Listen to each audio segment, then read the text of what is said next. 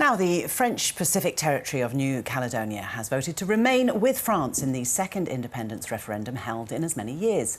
Provisional results show just over 53% of voters said no to New Caledonia cutting ties with Paris, while 46.7% supported independence. For more, I'm joined by the programme leader of the Pacific Hub at Griffith Asia Institute, Dr. Tess Newton-Cain. Very good morning to you. Thanks for joining us. Were you surprised at all by the result? I think the result was pretty much what we expected. I think there's a lot for everyone has got a win out of this.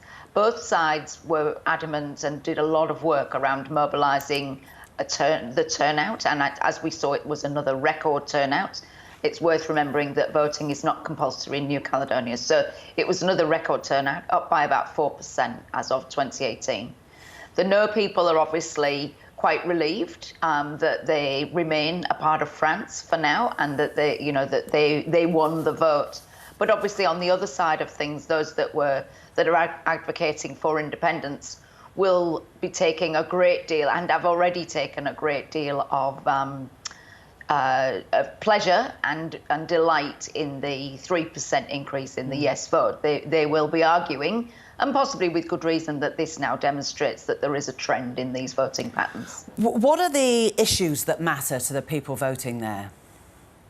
Well, I think for the Indigenous Kanak people, of whom make up about 40% of the population, they generally, that's where the strongest vote for independence comes from, and that goes to what we would normally expect in a process of decolonisation, about people wanting to reclaim full sovereignty over their land and the resources and the trajectory of their country. Because New Caledonia is a territory of France, it's obviously benefited economically from financial and administrative support from mainland France.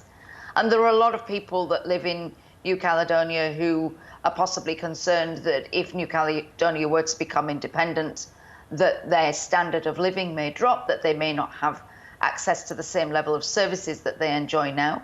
So there are issues on both sides. Plus, there's also the bigger issues of what the future economic plan for New Caledonia is.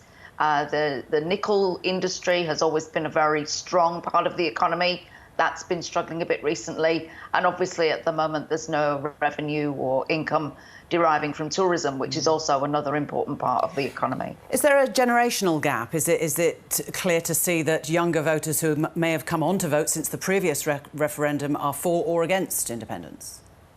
I think there are generational issues, and certainly for the pro-independence side, mobilising their youth vote was something that they put a lot of work into. Obviously, there are a number of people, there were 6,000 people who were eligible to vote for the first time this time around, having turned 18.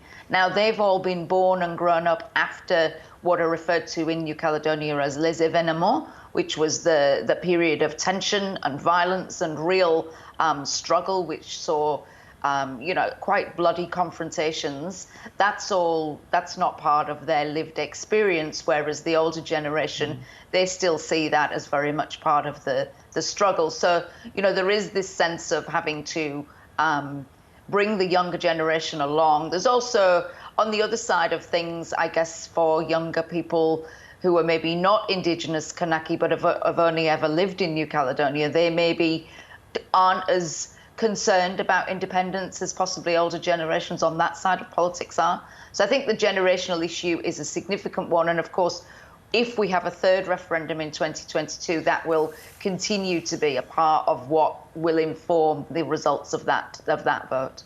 What do the French think? Is it high on their priority list? It doesn't seem to have been as high this time as it was in 2018. In 2018, we saw President Macron fly into New Caledonia the day after the results. He's not doing that this time for a whole bunch of reasons. But even in the French media and the French political conversation, it didn't seem to be rating very highly or getting much attention until very near the end. President Macron has said that he welcomes the results, that New Caledonia remains a part of France. He has stressed the need for ongoing cooperation and dialogue, and he recognises that there is a likelihood of a third referendum, most likely in 2022. Dr. Tess Newton-Cain, thank you very much. Thanks, Lorna.